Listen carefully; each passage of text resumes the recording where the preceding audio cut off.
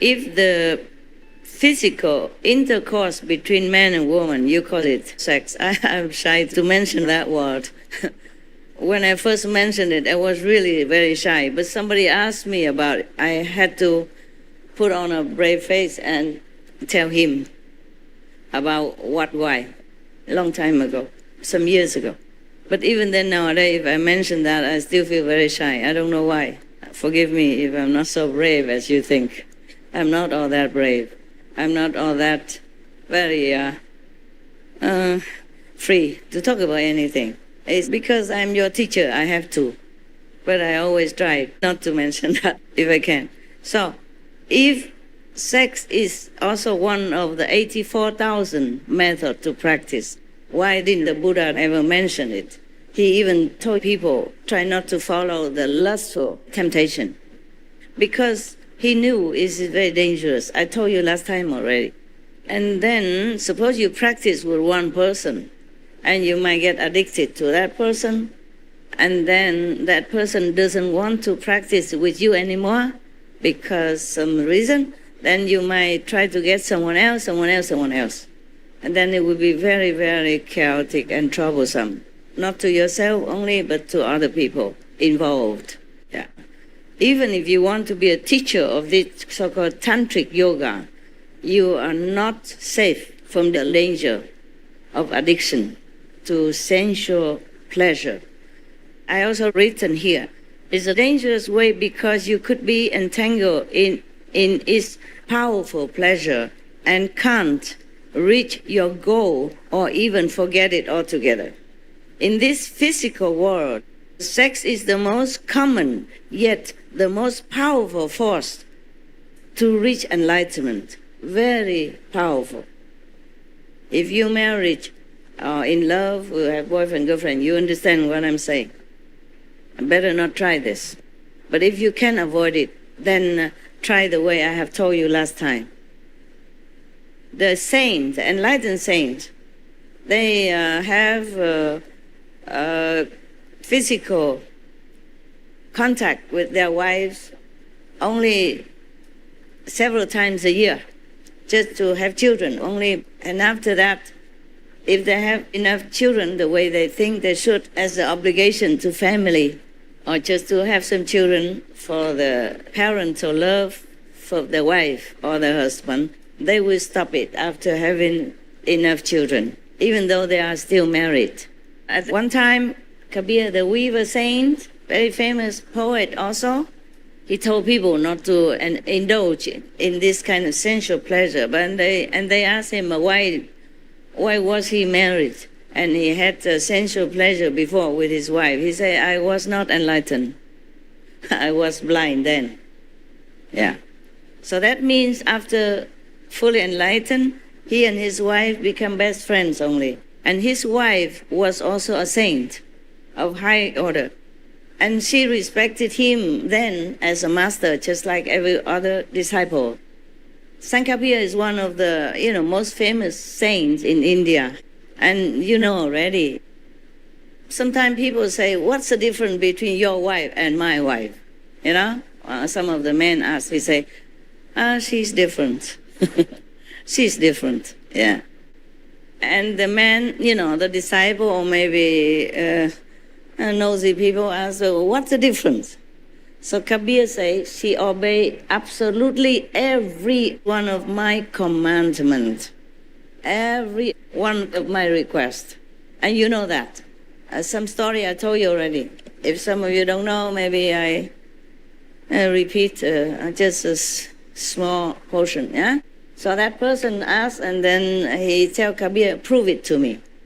Prove it to me that your wife really listens to everything you ask. So Kabir said to his wife, she's nearby, next to him, say, go out please, get me some stones. A round stone or any stone. And then she brought it in. He said, now make a fire, put some oil in it, and fry the stone for me. She did exactly just that. Finally that person, Kapish, understood that Kabir's wife is truly different from other men's wife. And another time, they run out of flour to make chapati. And Kabir sent his wife to the neighboring shop to borrow some flour. But the man, the owner of the shop, fancy Kabir's wife. Yeah, a long time already. He always tried, but he never succeed. This time, because Kabir was short of flour to make chapati for his guests, he has many truth seekers came to his house. And of course he wants to treat them well. Well, whatever he can. He's just a weaver, you know. He has not earned that much money, even though he has princess as disciple.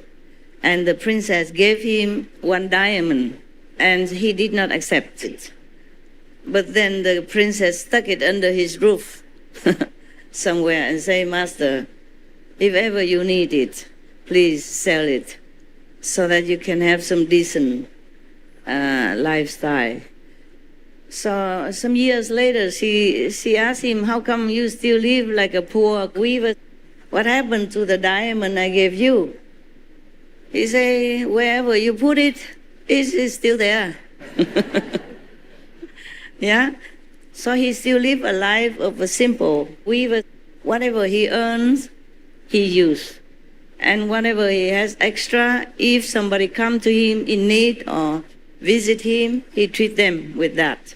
But that day, too many people came, including some monks. At that time, mostly just monks came visit him. So the monks, of course, has nothing to offer. The monks in India, they go with only one staff, one bottle, like a god, to get the water. That's it. And then one clothes. One they cover around here, and one they wrap around them. You know, maybe a blanket, maybe a cloth. That's all they have, the Indian monk. The Indian monks that I have seen, okay? The Hindu monks, yeah, and other monks and nuns as well. Same. Even nuns there, they're also like that. Therefore, Kabir has to go borrow some flour. But this man, the owner of the shop, had taken much liking to the wife of Kabir a long time already. So this time he used this opportunity to kind of force her, say, if you have a physical relationship with me, then I give you as much flour as you want to take. The wife, of course, don't like that. Come home and told her husband. Kabir said, what? Just that? And you did not even agree? Come, I take you back there. Because it's raining and it's muddy. He's a gentleman, so he carried her to the shop and tell the owner, here, my wife, please, be gentle, take care of her, and give me the flowers. Oh, the owner of the shop was so shocked. Who wouldn't be, right? He thought he should do it secretly with the wife, but the husband knew, and then even offer him, his wife, openly. He was so scared. Also, he saw both of them, even though it's raining hard outside, both of them are dry, just like we are now. So he was so scared, and he begged for forgiveness.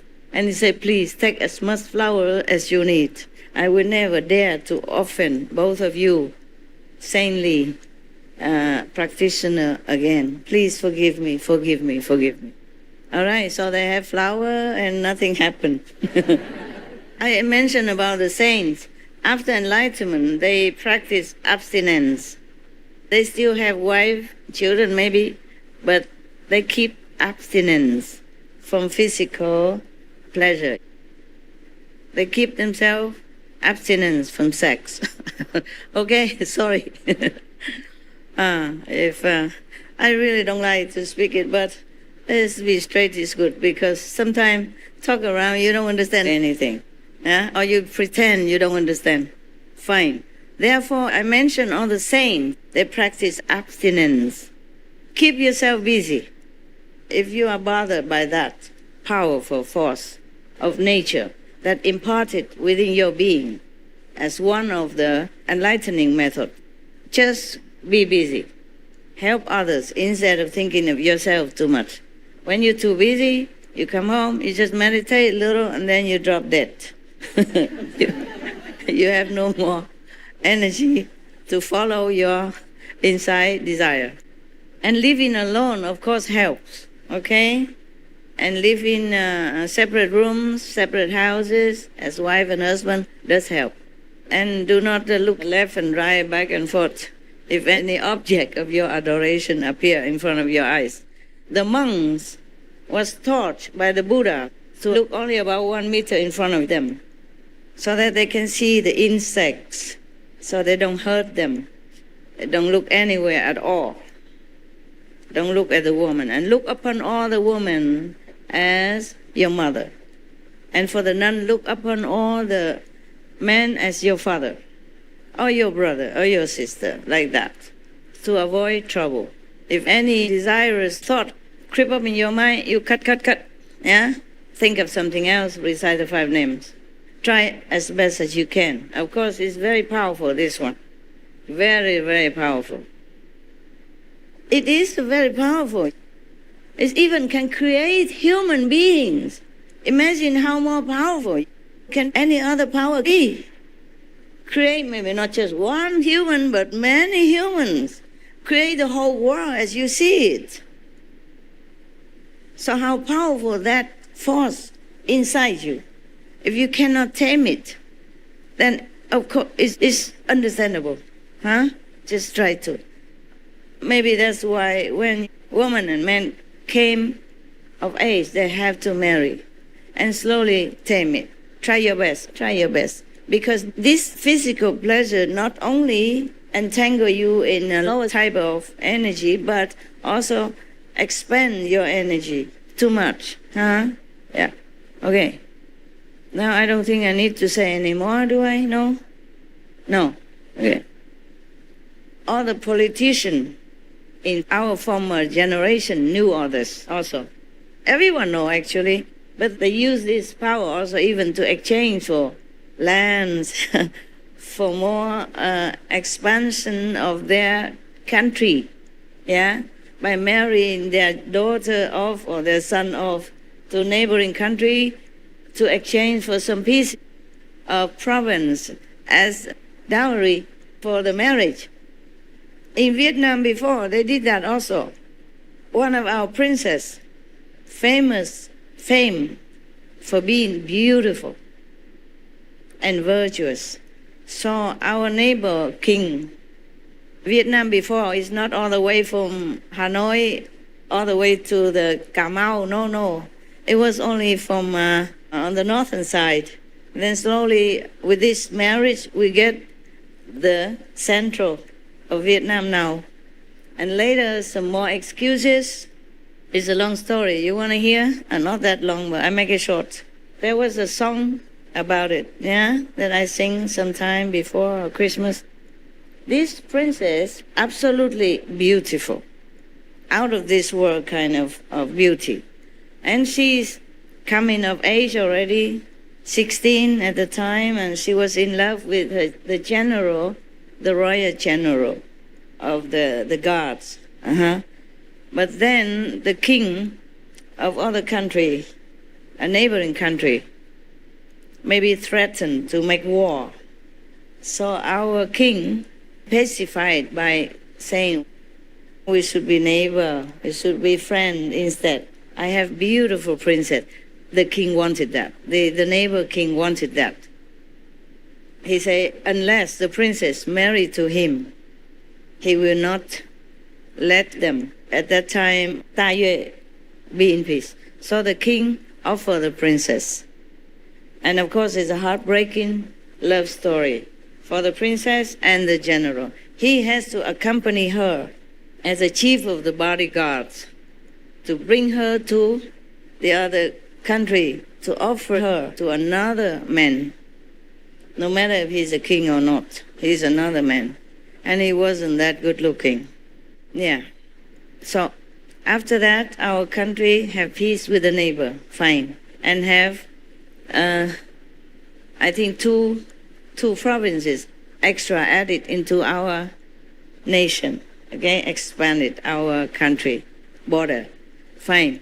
But later, when this king died, because the king of the neighboring country at that time called Champa country, Cham, nước Cham, he was already older when he married the young princess. And then he died. And in that country, tradition is that the king's body would be burned. And the princess or whatever consorts he had at that time all have to die with him in the same way, alive. Burned alive.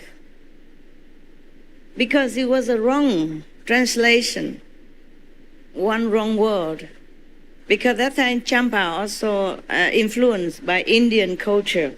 If you see some of their stupas that they built and the sculpting outside, the structure is very much like India.